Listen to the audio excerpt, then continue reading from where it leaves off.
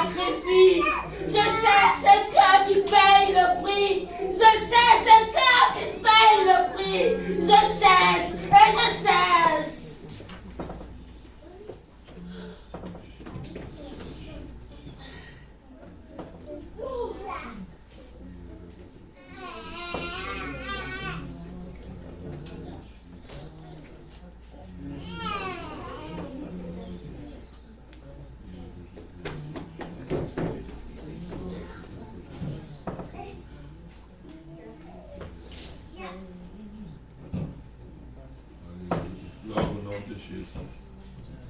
Vous pouvez vous asseoir dans la présence du Seigneur.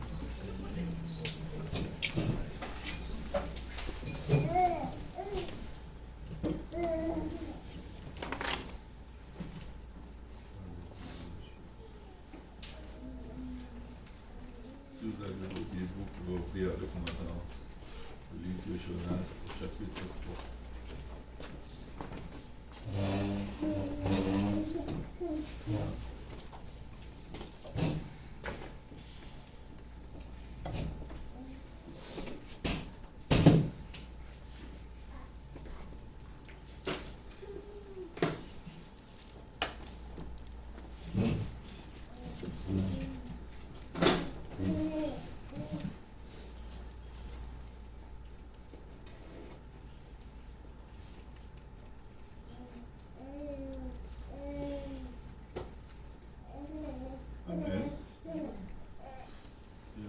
Aussi à tout dans la maison, dans la présence du Seigneur. Nous sommes le Seigneur pour une autre semaine, pour la grâce et le don de la vie qu'il nous accorde. Amen. Gloire au nom de Jésus. Amen. Merci Seigneur. Si vous avez vos Bibles, si on peut tous se lever, on va lire Jonas au chapitre 3.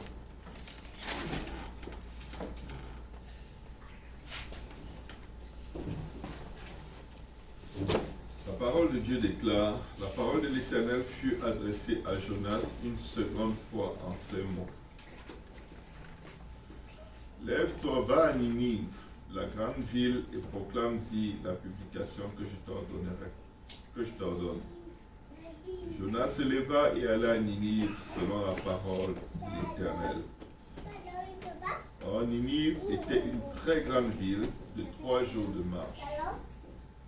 Jonas fit d'abord dans la ville une journée de marche. Il criait et disait, encore 40 jours, et Ninive est détruite.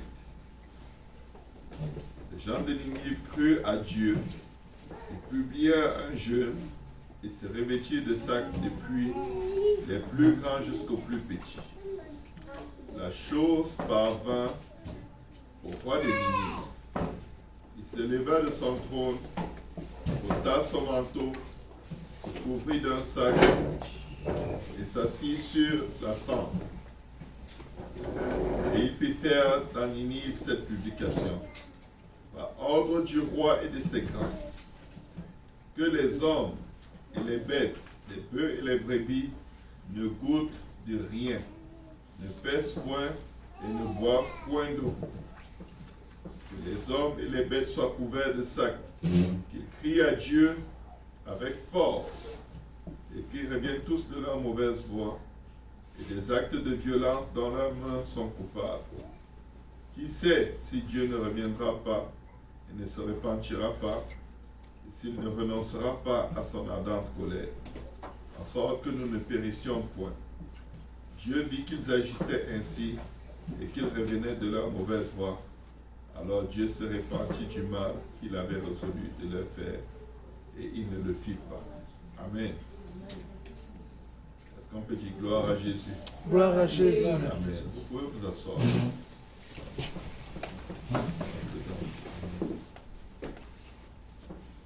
Le temps passe très vite. Le temps passe tellement vite. C'est incroyable. Un mois commence, il termine, aussi vite qu'une semaine se termine.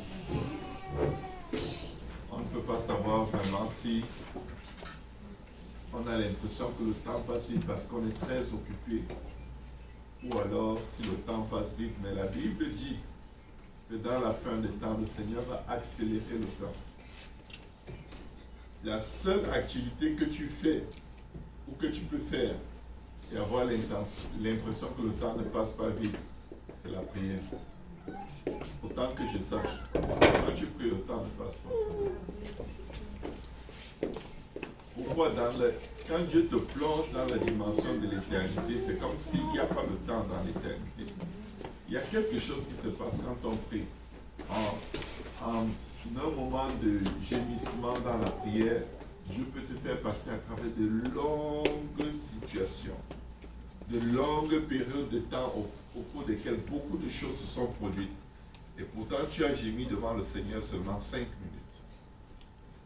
C'est pour dire qu'en réalité, si nous mettons plus de temps à prier, nous accomplirons plus qu'à nous battre de nos propres forces. Amen. Si nous ouvrons nos cœurs pour que Dieu ait sa volonté en nous, Dieu va faire avec nous plusieurs choses que nous ne pouvons même pas imaginer. Dans le passage que je viens de lire, c'est curieux comment il s'aligne d'une certaine façon avec la parole que la sœur Viviane a libérée en priant. Et c'est là-dessus que j'allais prêcher. Le Seigneur m'a mis à cœur de prêcher sur la repentance. Le Seigneur m'a mis à cœur de prêcher sur la repentance. Et gloire au nom de Jésus. Amen. Avant de prêcher sur la repentance, j'aimerais qu'on regarde le verset 10. Dieu vit qu'ils agissaient ainsi et qu'ils revenaient de leur mauvaise voie. Alors Dieu se repentit du mal qu'il avait résolu de leur faire. Alléluia. Amen. Et il ne le fit pas. Généralement, le sujet de la repentance est un sujet qui terrifie les gens. Pourtant, ça devrait être un sujet d'un plus grand, d'un plus excellent intérêt. Pourquoi? Parce que le sujet de la repentance te démontre que Dieu est intéressé par toi. Dieu tient à toi. Amen. Dieu tient à toi. Dieu te supplie littéralement dans l'appel à la repentance à lui donner une chance de te sauver, à lui donner une chance de changer ta vie. Pour beaucoup, le sujet de repentance, on imagine un coup de fouet ou des menaces, des paroles violentes, des prédictions de malheur qui vont tomber sur nous si on ne se répand pas. Non, au-delà du message, il y a Dieu qui voit déjà la fin de toutes choses si seulement nous écoutons sa voix et nous lui obéissons. Parce que la Bible dit que Dieu ne veut pas que le méchant périsse, mais il veut qu'il parvienne où? À la repentance. Amen.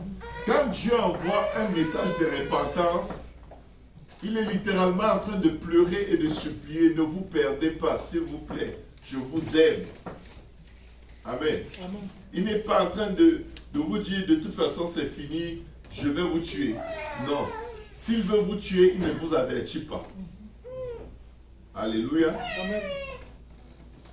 Même au plus méchant personnage de la Bible, parmi les plus méchants, comme le roi Akab, dont la femme Jézabel a fait tuer Naboth pour prendre son champ et donner à son mari. Quand le prophète lui a dit comment Dieu allait le punir sa maison, comment il allait mourir. Je vous dis, quand il a déchiré ses vêtements, il s'est revêtu de cendres et de sacs. Le Seigneur demande au prophète, as-tu vu Akab, un abominable? Sa repentance a impressionné Dieu, au point où Dieu renvoie le même prophète. Quel embarras pour le prophète. Quel embarras. Dieu renvoie le même prophète à lui dire que tout ce que tu viens de dire n'arrivera pas. Il faut savoir une chose. Quand Dieu te demande de prêcher la repentance, prêche la repentance. Amen. Quand Dieu te demande de dire à quelqu'un de se repentir, il faut le lui dire. Amen. Mais n'en fais pas une affaire personnelle. Parce que dans toutes les situations de la Bible où Dieu appelait à la repentance, le prophète souffrait comme tout le monde des conséquences de la désobéissance. Quand Israël a été frappé de famine, de sécheresse pendant 3 ans et demi, c'était à la parole de qui? Du prophète, n'est-ce pas? Le prophète aussi a eu du mal à vivre. Au point où c'est un corbeau qui lui a apporté à manger. Pourquoi je mets cette parenthèse? Elle est très importante parce que la Bible dit que la repentance et le pardon des péchés sera prêché à toutes les nations, en commençant par Jérusalem. C'est le message que Jésus a demandé de prêcher, la repentance, dans Luc 24, à partir du verset 44 jusqu'au verset 47. Que la repentance et le pardon des péchés soient prêchés à toutes les nations en son nom. En commençant par Jérusalem. Le jour de la Pentecôte, Pierre prêche le message de quoi? La repentance.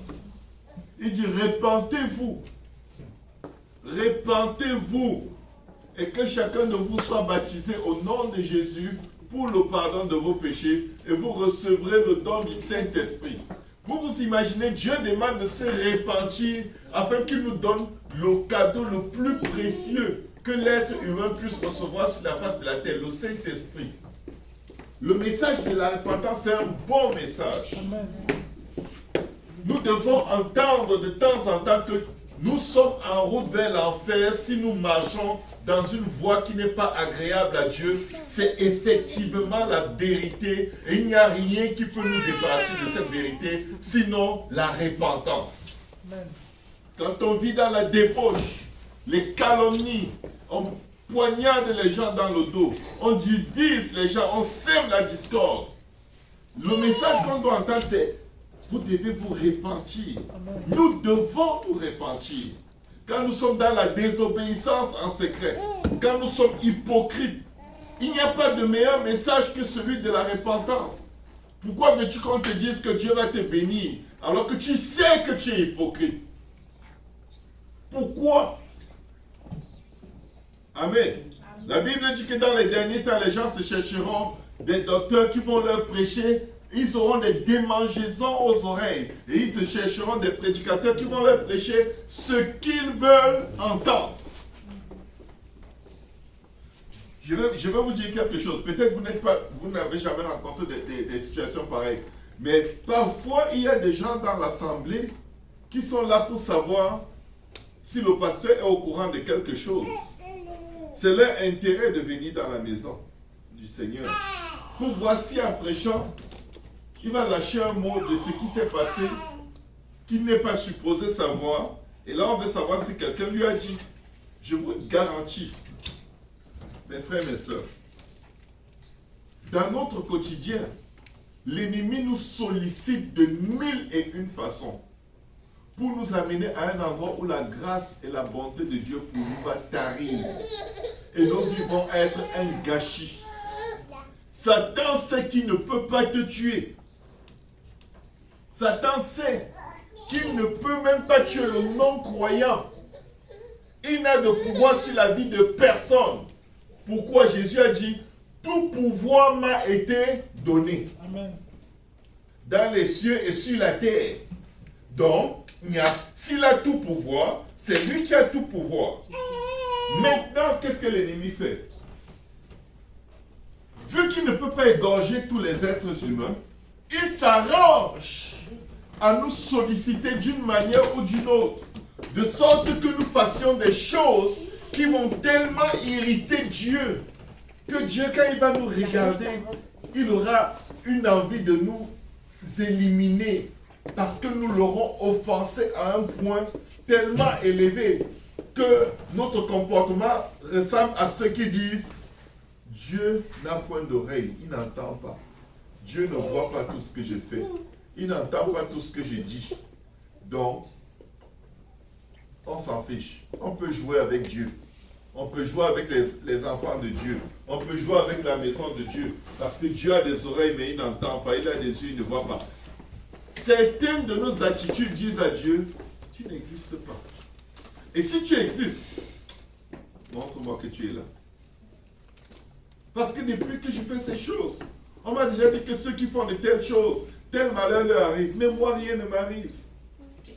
Est-ce que c'est même vrai que Dieu existe?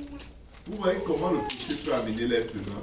Vous voyez comment la calomnie peut amener l'être humain à des endroits où on tente Dieu, mais on ne sait pas. La Bible disait le premier verset, la parole de Dieu fut adressée à Jonas une seconde fois. Pourquoi? Parce que Dieu lui a parlé la première fois, il n'a pas écouté. Mes frères, mes sœurs, nous devons être conscients d'un fait.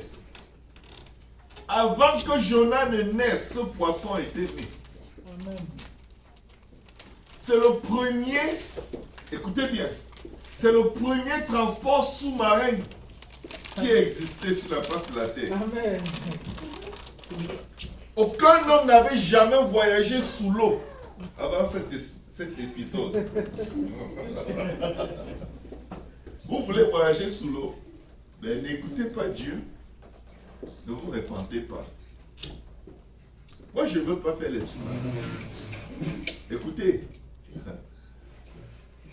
Dieu, vous croyez que le sous-marin a été inventé à partir de quoi? À partir de l'idée qu'un être humain ait pu vivre sous l'eau pendant plusieurs jours à l'intérieur d'une cavité suffisamment grande pour garder un être humain avec suffisamment d'oxygène. Ils ont essayé. Pourquoi est-ce que les sous-marins ressemblent aux poissons? Vous voulez dire que c'est des non-croyants, n'est-ce pas, qui font la technologie? Non, ils s'inspirent des Écritures. Amen. Ils s'inspirent des Écritures. Le sous-marin, chacun de nous a son sous-marin qui l'attend. Quand on veut faire ce qu'on veut, comme on veut, quand on veut, Dieu dit ne t'inquiète pas. Tu espères telle chose dans ta vie, n'est-ce pas? Tu vas rester dans le sous-marin jusqu'à ce que tu changes. J'ai un sous-marin même pour nos bébés que vous voyez là. Mais le sous-marin là, tu n'as pas l'idée de comment ça s'appelle. Ça peut être une personne qui va être comme une écharde dans ta vie. Ça peut être une situation. Il faut faire très attention. Quand Dieu demande de faire quelque chose, il faut juste le faire. Et quand on n'a pas la force, nous devons demander la force à Dieu de le faire. Parce que quand Dieu nous demande certaines choses, il sait qu'on n'est pas capable. Dans Jean 15, il dit, sans lui, nous ne pouvons rien faire. Donc, il s'attend à ce que nous prenions conscience de nos limites et de notre incapacité, de notre faiblesse et de notre condition pécheresse. Et qu'on lui dise, Seigneur, me voici, c'est moi. Ce message ne s'adresse pas à quelqu'un d'autre. Ce message, Seigneur, il s'adresse à moi. J'ai besoin de ton aide.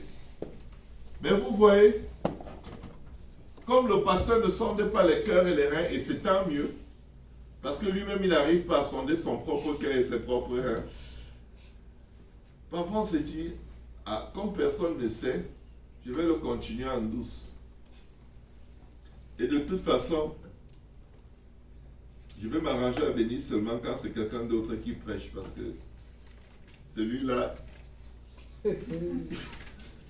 on croit être sage. Tu vas être dans l'autobus, quelqu'un va te dire les mêmes paroles. Je dis l'autobus. Et il n'est même pas chrétien. Subitement, il va parler à quelqu'un à côté de lui. Tu vas savoir que Dieu te parle. Tu fuis, tu vas où? Les bateaux sous-marins n'étaient pas encore inventés. Dieu avait préparé un pour Jonas avant qu'il ne soit formé dans le sein de sa mère. Parce qu'il sait de quoi nous sommes formés. Il sait que nous ne sommes que poussière. La parole de l'Éternel fut adressée à Jonas une seconde fois en ces mots. Lève-toi, va à Ninive, la grande ville. L'appel de Dieu dans nos vies, c'est la chose la plus dangereuse à laquelle il faut résister. En fait, si tu veux vivre ta vie et devenir ton propre Dieu, tu choisis la vie la plus difficile possible d'avoir sur la face de la terre. Parce que tu ne pourras pas te guérir, tu ne pourras pas te déstresser, Peut-être tu vas dire, bon, je vais manger jusqu'à ce que ça me fasse dormir, ou boire, ou faire me jeter dans un quelconque plaisir. À la fin, le problème est toujours là. Parce que quand nous nous mettons en ordre avec Dieu, Dieu nous utilise naturellement. La Bible dit que la moisson est grande, les ouvriers sont peu. Mais il y a des milliards de chrétiens, non? Vous savez ce que c'est qu'un ouvrier? C'est quelqu'un qui se met à l'œuvre. Ce n'est pas quelqu'un qui vient chauffer les bancs de l'église. Un ouvrier travaille. Un ouvrier travaille pour celui qui l'a embauché. Un ouvrier ne fait pas une faveur de venir au boulot. Quand tu vas au boulot, tu ne fais une faveur à personne. C'est pour toi-même. C'est pour ton revenu. C'est pour donner un sens à ta vie. Ce n'est pas pour que le boss voit que tu es venu et là il est comme ouais, aujourd'hui il y a 12 employés. Ouais, aujourd'hui il y a 15. Et le jour où il n'y a que 2 employés, il est down. Vous savez quoi? L'employeur paye ceux qui travaillent. Et ne comptez pas sur Dieu pour vous donner de l'argent parce que vous venez et vous servez Dieu et vous évangélisez et vous prêchez, vous priez, vous jeûnez. Dieu ne nous doit rien. Si tu ne le fais pas, tu as déjà péché. Tout ce que Dieu attend de nous, si on ne le fait pas, on est déjà dans les problèmes. Et le bateau sous-marin est déjà prêt. Quand le Seigneur a demandé à Jonas d'aller prêcher, Jonas a pris une autre direction. Pourquoi? Le cœur de Jonas n'était pas droit devant Dieu. Jonas était tellement rempli de rancune. Parfois, quand on n'arrive pas à bouger, à faire l'œuvre de Dieu, parce que chacun sait là où le Seigneur l'a rencontré. Et chacun sait ce que Dieu attend de lui. Mais quand on n'y arrive pas, c'est parce qu'il y a des mauvaises choses en nous qui ne sortent pas, qu'on ne veut pas lâcher. Et c'est de ces choses qu'il faut se repentir. Jonas était rempli de rancune parce que le peuple vers lequel on lui demandait d'aller prêcher avait fait beaucoup de mal à son peuple. Ces gens les massacraient, ces gens abusaient d'eux, ces gens étaient très méchants et beaucoup plus puissants que son peuple. Et Dieu lui dit, c'est vers eux que je t'envoie. C'est vers ces gens que tu calomnies que je t'ai appelé à rendre un ministère. C'est ces gens que tu détestes, que tu diffames. Je t'ai appelé dans le royaume pour les servir. Et là tu es comme, moi, jamais, je ne prie pas pour tel. Dieu dit, attends un peu, je vais te montrer. Je vais te mettre dans une situation où tu vas tellement prier que même si tu ne veux pas prier, tu vas te retrouver en train de prier pour eux. Parce que ton souffle m'appartient. Ta vie m'appartient, ta santé m'appartient, tout ce que tu as m'appartient, même ta mort m'appartient. Et là, il envoie le bateau sous-marin. Je vais vous garantir que les 3 jours que Jonas a passé dans le ventre du poisson, c'était infernal. Quand on consomme un aliment et qu'il arrive dans notre ventre, le corps émet naturellement des sucs gastriques qui sont en fait des acides qui viennent décomposer la nourriture. Écoutez, si tu as mangé ton attiéké hier et tu vois à quoi ça ressemble le lendemain, juste le lendemain, quand tu vas aux toilettes, imaginez-vous Jonas, le processus de décomposition de Jonas avait commencé. Et il a dû sentir une chaleur, des brûlures. De toute façon, pour que quelqu'un soit craché sur une plage par un poisson, et il parle, et toute une ville se répand, l'apparence de Jonas devait être très très spéciale. Ces gens ont dû se dire, aïe aïe aïe, on l'a vu sortir du ventre d'un poisson, déjà c'est pas naturel. C'est pas normal. C'est quoi? C'est le fils du Dieu poisson? C'est qui? Qu'est-ce qu'il raconte? De toute façon, tout ce qu'il dit doit être vrai parce que personne n'est jamais sorti vivant du ventre d'un poisson. Donc ils ont été tellement traumatisés Mais regardez, Jonas ne prêchait pas la repentance pour qu'ils se répandent. Il espérait qu'ils ne vont pas écouter. Et quand il les regardait, il voyait des gros barbecues. Le feu. Bientôt, vous allez tous brûler. Bientôt, une braise va s'élever d'ici. Il ne restera que du sel. Il espérait qu'il meure. Vous savez, c'est facile de dire aux gens, donne ta vie à Dieu. Mais examine un peu le cœur avec lequel tu le dis. Examine un peu si tu les aimes. C'est facile de dire, ceux-là, ils ne connaissent pas Dieu. Mais est-ce qu'il y a de la compassion? Est-ce qu'il y a l'amour? Est-ce qu'il y a vraiment le désir que la personne soit sauvée? Ou est-ce que tu anticipes le fait que la personne ne va pas t'écouter? De toute façon, ce n'est pas ton message, donc la personne n'est pas tenue de t'écouter. La personne est supposée écouter Dieu. Amen. Il y a des gens peut-être à qui vous ne parlez pas parce que vous les avez invités à l'église fatigués, ils ne sont pas venus. Écoutez, votre relation ne doit pas être basée sur le fait que quelqu'un vienne à l'église ou pas. C'est des créatures de Dieu. Amen. Si quelqu'un ne veut pas ton église, toi donne-lui l'amour de Dieu. Amen. Alléluia. Amen. Et personne ne refuse l'amour, même les méchants. Ils en profitent même bien et ils vous abusent bien. Amen. Et ils ont fait cela avec Jésus et Jésus n'a jamais arrêté. Amen. Alléluia. Amen. La Bible dit, lève-toi, va à Ninive, la grande ville, et proclame-y la publication que je t'ordonne. Et Jonas se leva et alla à Ninive. Juste pour vous dire, il n'avait pas le choix, il était déjà à Ninive. Écoutez bien, il n'y a personne qui va échapper. Personne de nous. Si Dieu t'a appelé à faire quelque chose, néglige, tourne en rond, tourne en rond. Vous voyez cette pièce? Je vais vous donner une petite illustration. Quand tu la lances, elle avance. Mais s'il y avait assez d'espace, vous allez remarquer qu'à un moment, la pièce ne veut plus aller tout droit. Elle commence à tourner sur elle-même. Et c'est là où elle décide de ne plus, où elle n'a plus assez d'élan pour aller tout droit et qu'elle tourne en rond quand en fait sa course s'arrête. Nos chemins, nos projets, nos plans vont s'arrêter dès le moment où on ne veut plus suivre la direction que Dieu nous a donnée quand il nous a appelés. Il nous a donné un élan, il nous a donné son esprit. Comme j'entendais Pasteur Kaosi dire l'autre jour, Dieu ne nous a pas donné le Saint-Esprit juste pour parler en langue. Chez certaines personnes, ce n'est qu'à ça que ça sert.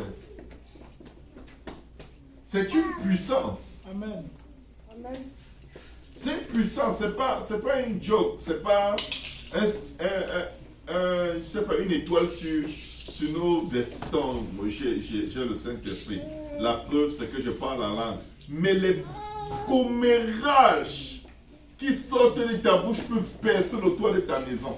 Si on transforme ça en bombe, c'est comme s'il y a un feu qui descend là dans les lieux secrets. Il faut qu'on fasse attention. La vie et la mort sont au pouvoir de la langue. Jonas avait l'esprit, il était animé, poussé, forcé par l'Esprit de Dieu. Mais son cœur était mauvais. Vous savez, les gens à qui le Seigneur dira, éloigne-toi de moi, je ne t'ai point connu, la plupart ont été puissamment utilisés par Dieu. Le vrai chrétien, c'est le chrétien dans le lieu secret. C'est là où personne ne te voit. C'est là où personne ne t'entend. C'est ça ce que tu es. C'est ça ce que je suis. N'observez pas votre vie selon le regard qu'on pose sur vous quand vous venez dans la maison de Dieu. Observez votre vie derrière les quatre murs. Amen. C'est ça, c'est là où il y a le problème. Qui aurait pu imaginer que ce grand homme de Dieu avait un si mauvais problème de haine? Il préférait que tout un pays soit consumé tuer, c'était correct. Amen. Amen. Jonas avait ses problèmes, Dieu permet qu'on les lise, mais notre problème aujourd'hui c'est quoi? Tant que ce que Dieu dit nous plaît, on le fait avec joie.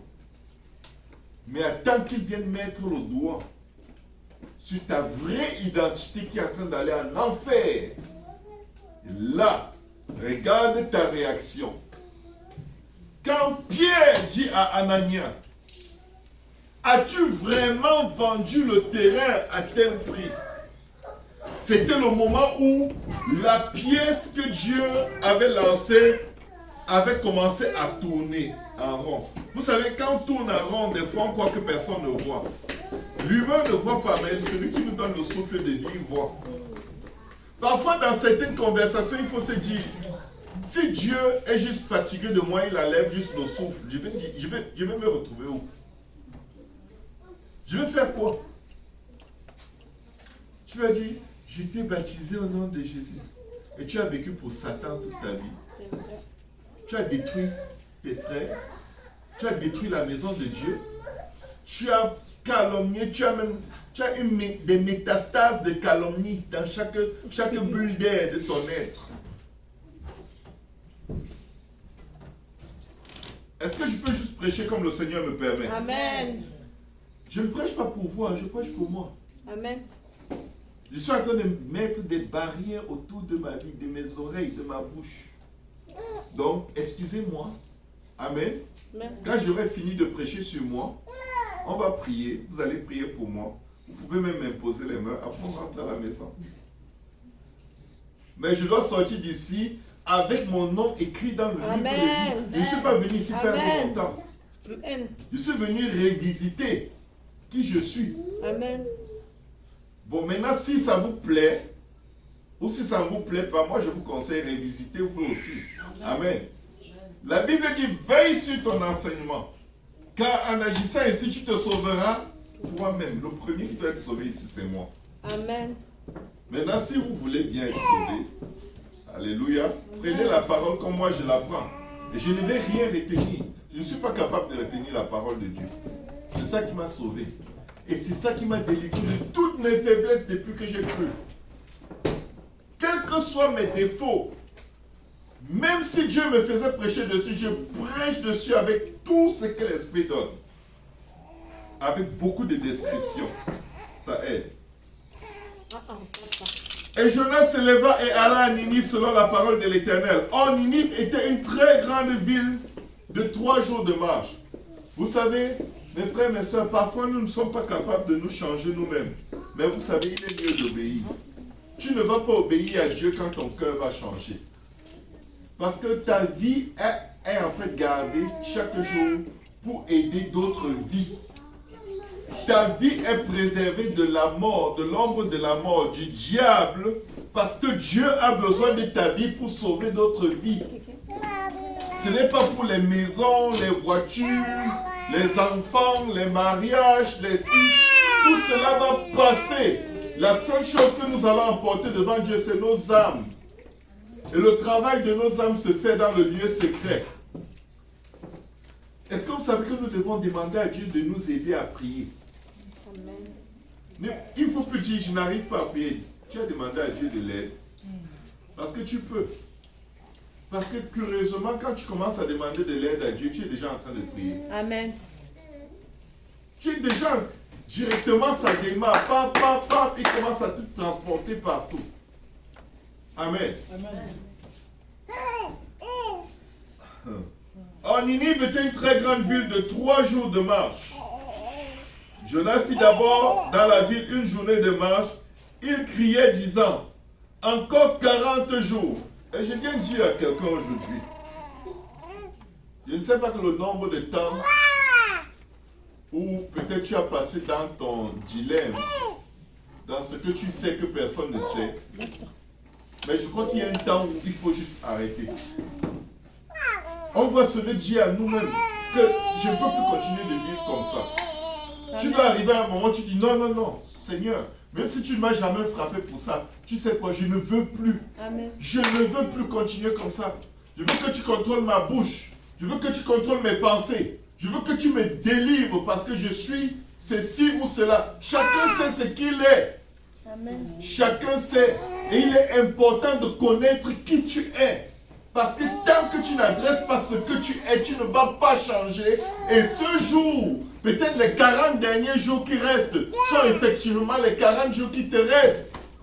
Et Dieu crie encore. Il te dit encore, je te donne encore quelques jours. Demande-moi de l'aide. Écoutez bien. Cette population s'est répandue. Au point où quand le roi a entendu, il est peut-être le premier roi dans la Bible à prêcher la repentance. Ça, ce roi païen, idolâtre, a prêché la repentance plus que tout le monde. Plus que Jonas. Jonas annonçait le feu.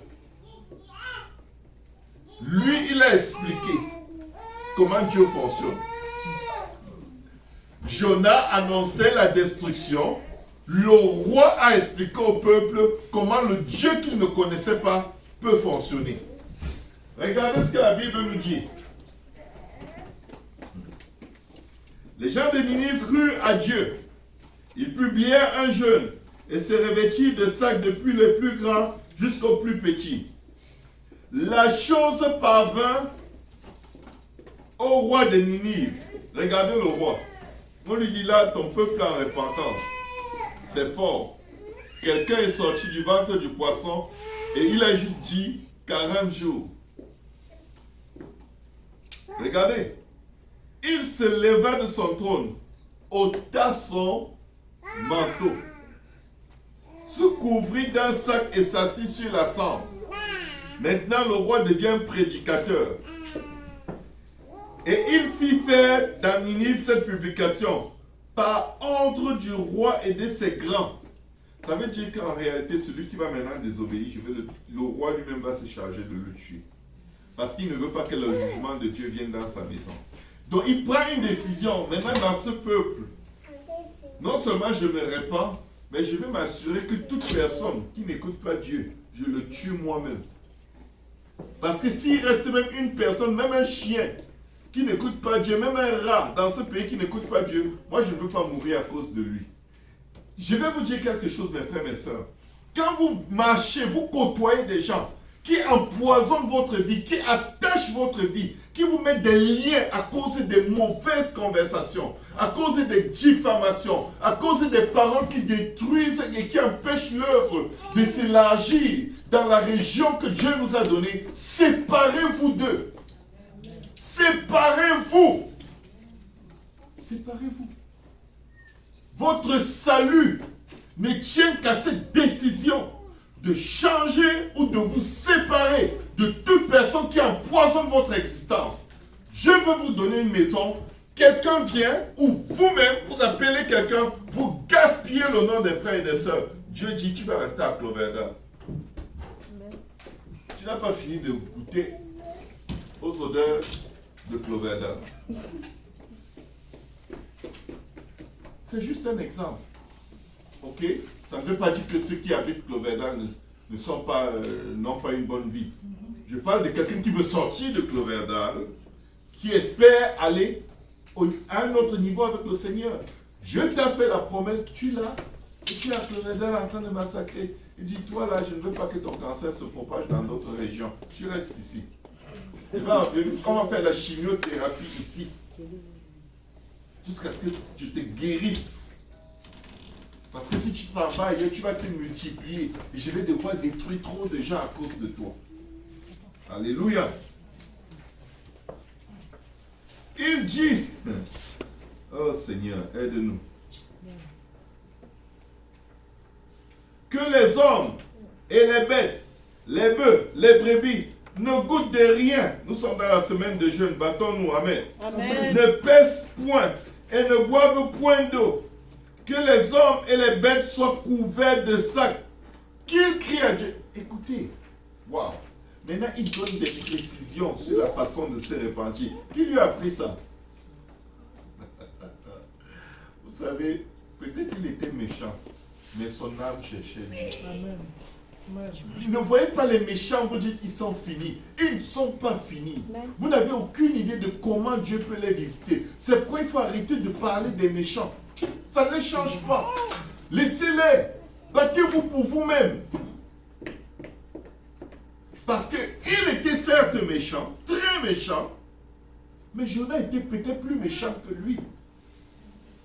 Alléluia. Amen. Jonas était probablement plus méchant. Jonas n'a même pas dit comment on fait pour se repentir. Amen. Il n'est pas entré dans les détails. Il voulait qu'il meure. Je vais juste vous dire repentez-vous. Je ne vous dis pas ce que ça signifie. J'ai dit ce que Dieu m'a demandé de dire. Maintenant là, si vous mourrez, moi je vous aurais dit. Dieu dit non, pas comme ça. Il y a des gens là-bas, ils sont méchants parce qu'ils ne connaissent pas ce que c'est que être bien. Ils ne savent pas faire le bien. Je vais les utiliser eux-mêmes pour leur donner des instructions. Il a donné des instructions tellement précises qu'il était meilleur prédicateur que Jonas. Pour le salut de son peuple. Amen. Que les hommes, les bêtes soient couverts de sacs, qu'ils crient à Dieu avec force et qu'ils reviennent de toutes leurs mauvaises voies. Qu'ils reviennent de toutes leurs mauvaises voies. Alléluia.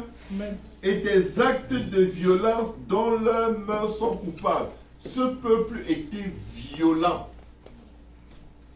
Violent. Dans chaque pays, dans chaque nation, il y a un peuple violent. Dans mon pays, je connais les violents. Ils sont tellement violents que quand on entend dire que tu as un problème avec quelqu'un de cette région-là, on dit ouh.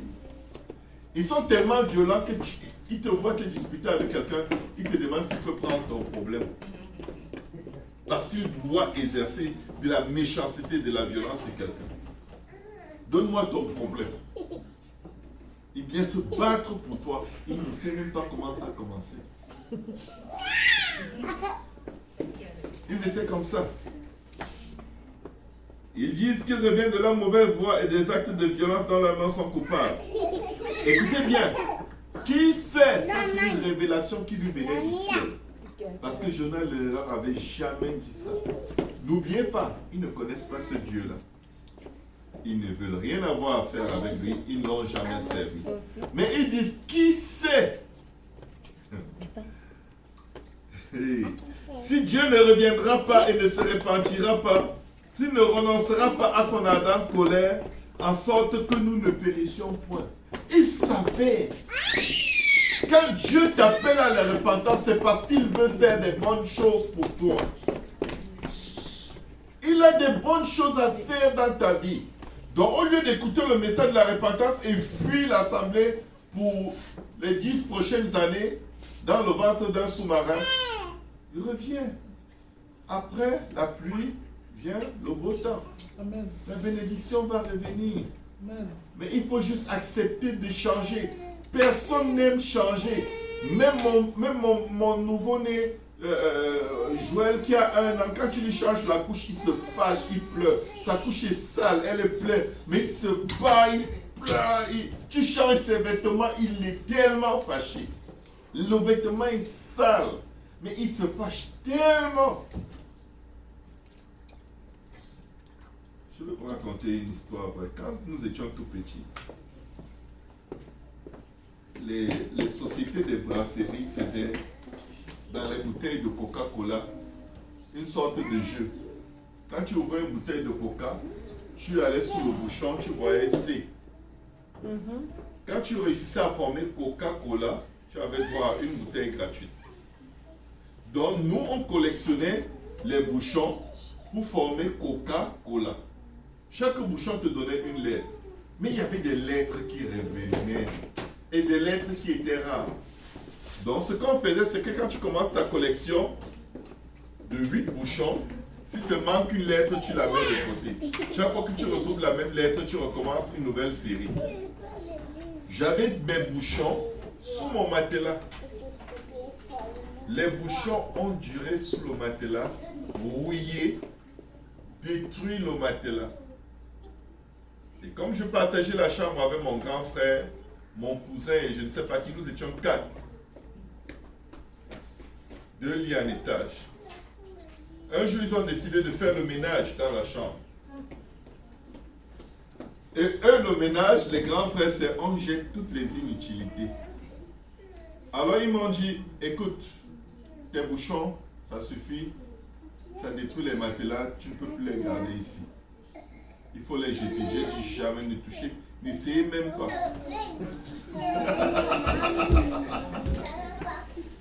J'ai menacé des plus âgés, plus forts, plus robustes que moi. Je les ai bien menacés. Alors, ils m'ont dit, viens les enlever, sinon on va les jeter. J'ai dit, je n'enlève pas, vous laissez mes bouchons tranquilles. Mon grand frère a commencé à enlever. Et je suis rentré dans la chambre avec le plus de violence et de rage possible pour protéger mes bouchons qui démolissaient mon matelas. C'est mon matelas. C'est mes bouchons, c'est ma rouille. Qu'est-ce qui vous dérange? Vous savez ce qu'ils ont fait? Ils m'ont arrêté. Ils ne m'ont même pas attaché. Ils m'ont juste tenu avec les mains. Je n'étais plus capable de bouger. Ils m'ont neutralisé. Ils ont pris tous les bouchons. Ils ont tout jeté. Et j'étais là, je vais vous tuer. Je vais vous tuer. Et un ami de mon grand frère, très sage, il me dit, ne te fâche pas, ne pleure pas, c'est ton grand frère. Il ne te veut pas du mal. J'ai dit non, je m'en fous. C'est un méchant, j'ai insulté mon frère de toutes les injures que je connaissais quand j'avais cet âge-là. Peut-être j'avais 9 ans. Après, il me dit, tu sais, c'est comme ça que nous les Noirs nous sommes. Quand les Blancs sont venus en Afrique, ils nous ont donné les vêtements, on ne voulait pas porter. Après, quand on a commencé à porter les vêtements, ils ne voulaient plus nous donner. On se battait pour la moindre pièce de tissu qu'ils nous donnaient. Il me dit, quand tu vas avoir un certain âge, tu vas penser à cette affaire de bouchon. Tu vas trouver que tu étais ridicule. Écoutez, j'avais 9 ans. Voici, plus de 30 ans plus tard, je m'en souviens. Quand Dieu nous demande de laisser certaines choses, nous croyons que nous sommes sages de nous battre pour les avoir. On va faire toutes sortes de compromis et de péchés pour avoir ce plaisir qui ne sert à rien. Mon père travaillait aux brasseries. Sœur Rosalie, nous avions une chambre comme tout ce coin, remplie de casiers de boissons jusqu'au plafond. Je n'étais pas un enfant qui pouvait demander, qui avait besoin de collecter les bouchons. On avait tellement à boire chez nous. Est-ce que vous comprenez un peu? Je me battais et je détruisais mon matelas pour quelque chose que j'ai à un niveau, à une abondance qui est telle que je pouvais distribuer des bouteilles de liqueur à tous mes amis du quartier. Mais j'ai dit à mon frère que je vais le tuer parce qu'il a enlevé ma collection de bouchons qui va me faire gagner une bouteille. Pourtant, j'ai des centaines de bouteilles. C'est exactement ce qui se passe, peuple de Dieu. Réveillons-nous. Quand Dieu dit répandez-vous, c'est parce qu'il a mieux. Amen. La repentance aussi, c'est se détacher des choses vaines que nous cherchons. Tu ne peux pas chercher l'argent plus que Dieu et avoir de l'argent. Tu ne peux pas. Tu ne peux pas. La Bible dit que les richesses ont les ailes. Chaque fois que l'argent va entrer, ça va partir. Parce que ça prend un cœur et la sagesse de Dieu pour gérer le moindre truc que Dieu met dans nos mains. Mes frères, mes sœurs, je vais terminer en disant ceci. Nous devons nous repentir. Amen. Je ne sais pas ce qui se passe dans ta vie, mais c'est suffisamment sérieux. Même si ça a l'air banal, c'est suffisamment sérieux aux yeux de Dieu pour que Dieu demande de se repentir. Parce que la vie de beaucoup d'autres personnes en dépend. Mais comme on se regarde seulement selon notre propre petite vie, on ne réalise pas que nous influençons ou que nous avons le potentiel d'influencer des dizaines de milliers de vies. Si on peut tous se lever, on va prier. Dans Matthieu 3, verset 2, il disait, répentez-vous car le royaume des cieux est proche. Dans Matthieu 4, 17, la Bible dit, dès ce moment, Jésus commença à prêcher et à dire, répentez-vous car le royaume des cieux est proche. Dans Marc 6, 12, il partit et prêchait la repentance. Quand vous allez prier pour quelqu'un, écoutez bien, peuple de Dieu. Arrêtez de leur promettre des bénédictions. Ils n'auront pas. Ce n'est pas vrai. Amen. Ce n'est pas dans la Bible. La Bible dit que Dieu promène son regard sur la terre pour donner ses biens à ceux dont le cœur est tout entier à lui. Comment est-ce que ton cœur peut être tout entier à Dieu? Il faut juste te repentir. Amen. Amen. Amen. Dieu nous donne automatiquement. Cherchez premièrement le royaume de Dieu et sa justice. Et toutes choses. N'abordez plus les gens avec la bénédiction, les guérisons et tout ça. Ce n'est pas vrai. Parce que c'est peut-être la seule chose qui les garde proches de Dieu. Ne leur dites pas que Dieu va les sortir du sous-marin sans la repentance. Amen. Amen. Amen. Amen. Ce n'est pas vrai. Après, ils viennent, ils attendent. Alors, ton pasteur a prié pour moi, il n'y a rien eu. Je n'ai plus besoin de venir dans ton église. Il n'y a pas de puissance là-bas. La puissance est partout. La puissance est même là dans la rue. Si quelqu'un se répand. Amen. Dans le ventre du poisson, Jonas a prié, il s'est repenti. Et Dieu a demandé au poisson de le relâcher. Il y a de ces situations dans vos vies qui demandent la repentance pour qu'elles s'arrêtent. Et je peux vous annoncer une bonne nouvelle, c'est que tant que vous n'allez pas vous repentir, vous pouvez compter sur ces situations pour rester longtemps. C'est une bonne nouvelle parce que ça te montre qu'il faut juste sortir de là. Amen. Amen. Moi j'ai besoin de me repentir, je ne sais pas ce qui vous concerne. Mais que chacun de nous prenne un temps, qu'il parle à Dieu. Amen. Qui sait s'il ne reviendra pas de son ardente colère et qu'il ne ramènera pas des moments de rafraîchissement au lieu des moments de galère et de confusion et d'amertume. Amen. Pendant un temps, chacun va prier seul et parler à son Dieu. Amen. Alléluia, Seigneur. Oh, alléluia, Jésus.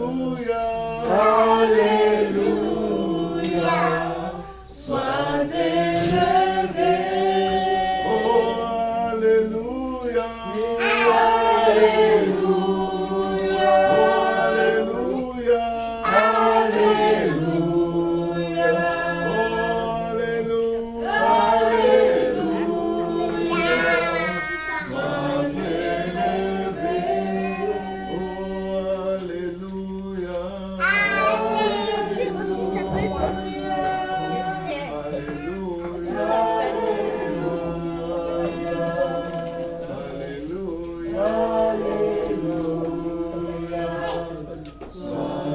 élevé. Seigneur, nous te disons merci. Alléluia, Papa, nous bénissons ton nom. Alléluia. Merci pour ta parole. Envoie ta parole et permets qu'elle nous guérisse, qu'elle nous change, qu'elle nous transforme, qu'elle nous aide à aspirer à être meilleur que ça. S'il te plaît, Seigneur, à t'être agréable. Fais ta volonté, Seigneur. Papa, nous avons besoin de toi, Seigneur, plus que jamais. Seigneur, ta majesté s'élève au-dessus, Seigneur Jésus, de toute la terre. Papa, nous ne voulons pas rater le jour de notre visitation. Aide-nous lorsque nous entendons ta voix. Papa, à partir avec crainte et tremblement en travaillant notre salut, Seigneur. Pitié de nous dans ta bonté, dans ta miséricorde, Seigneur. Efface nos transgressions, Seigneur Jésus. Lave-nous complètement par le sang de Jésus de nos iniquités. Purifie-nous par le sang de Jésus de nos péchés, Seigneur. Car nous reconnaissons nos transgressions, Seigneur Jésus. Et nos péchés sont constamment devant nous, Seigneur. Nous avons péché contre toi seul, Seigneur. Nous avons fait ce qui est mal à tes yeux, en sorte que tu seras juste dans ta sentence, sans reproche dans ton jugement, Seigneur. Nous sommes nés dans l'iniquité, Seigneur. Nous avons été conçus dans le péché, Seigneur. Et tu veux que la vérité soit au fond de nos cœurs, Seigneur. Fais donc pénétrer la sagesse au-dedans de nous, Seigneur. Fais donc pénétrer la sagesse au-dedans de nous, Seigneur. Fais donc pénétrer la sagesse au-dedans de nous. Purifie-nous avec ton sang, Seigneur, et nous serons purs. Lave-nous et nous serons plus blancs que la neige, Seigneur. Annonce-nous l'allégresse et la joie, Seigneur Jésus. Et nos os, nos vies brisées, Seigneur, Papa, pourront se réjouir en toi, Seigneur. Détourne ton regard, Seigneur, de nos péchés. Efface toutes nos iniquités, Seigneur. Crée en nous un cœur pur, ô Jésus. Renouvelle en nous un esprit bien disposé, Seigneur. Ne nous rejette pas loin de ta face, Seigneur. Ne nous retire pas ton Esprit Saint éternel. Rends-nous la joie de ton salut et qu'un esprit de bonne volonté nous soutienne. Papa, nous enseignerons tes voies à ceux qui les transgressent et les pécheurs reviendront à toi, Seigneur. Dieu, Dieu de notre salut, délivre-nous du sang versé, Seigneur, du sang de nos frères, de nos sœurs, du sang de nos ennemis, Seigneur, du sang de ceux qui nous ont offensés, irrités, Seigneur. Délivre-nous, Seigneur, quand nous les avons, Papa, tués par nos émotions, nos colères, nos rancunes, Seigneur, les paroles de nos bouches et les méditations de nos cœurs. Papa, lave-nous dans ton sang, Seigneur. Dieu de notre salut, délivre-nous et nous lève devant ta miséricorde. Papa, si tu es sur des sacrifices, nous t'en avons offert. Et tu ne prends pas plaisir à tous ces sacrifices vains, Seigneur. Du bout des lèvres, loin du cœur, Seigneur. Et les sacrifices qui te sont agréables, c'est un esprit brisé. Que tu ne dédaignes pas, Seigneur, un esprit brisé et contrit. Répands par ta grâce tes bienfaits sur mes frères et mes sœurs. Répands par ta grâce tes bienfaits sur cette assemblée, sur ceux qui sont présents, sur ceux qui sont absents. Répands par ta grâce tes bienfaits, Seigneur Jésus, sur Pierrefonds, Roxboro, sur Montréal, sur la province du Québec, Lac-Mégantic et tous les points de prédication. Répands par ta grâce, Seigneur, sur Saint-Laurent, Montréal-Nord, Rive-Nord, Rive-Sud, toutes nos assemblées, tous les dirigeants et leurs assemblées. Et fortifie nos cœurs afin que nous ne péchions point contre toi. Tu agréeras alors des sacrifices de justice, des holocaustes et des victimes tout entières. Et on t'offrira une louange qui monte à toi comme un parfum de bonne odeur sur ton autel. Merci Seigneur. Au nom de Jésus. Amen. Est-ce qu'on peut acclamer le Seigneur?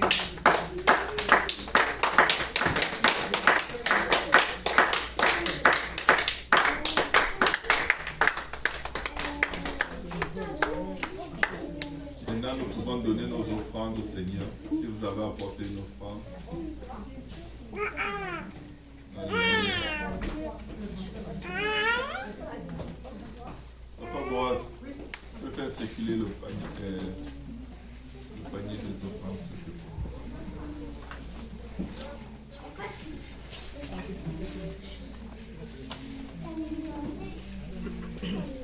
On a un peu de jus pour ceux qui veulent en boire. Je vais servir en arrière.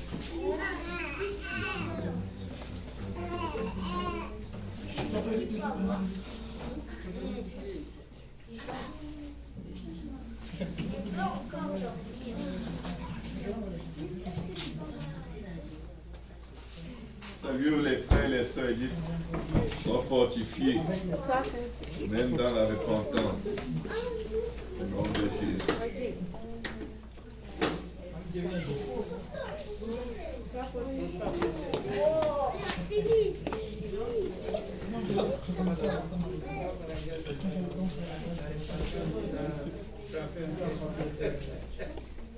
Faut dire la vérité. Pas se cacher.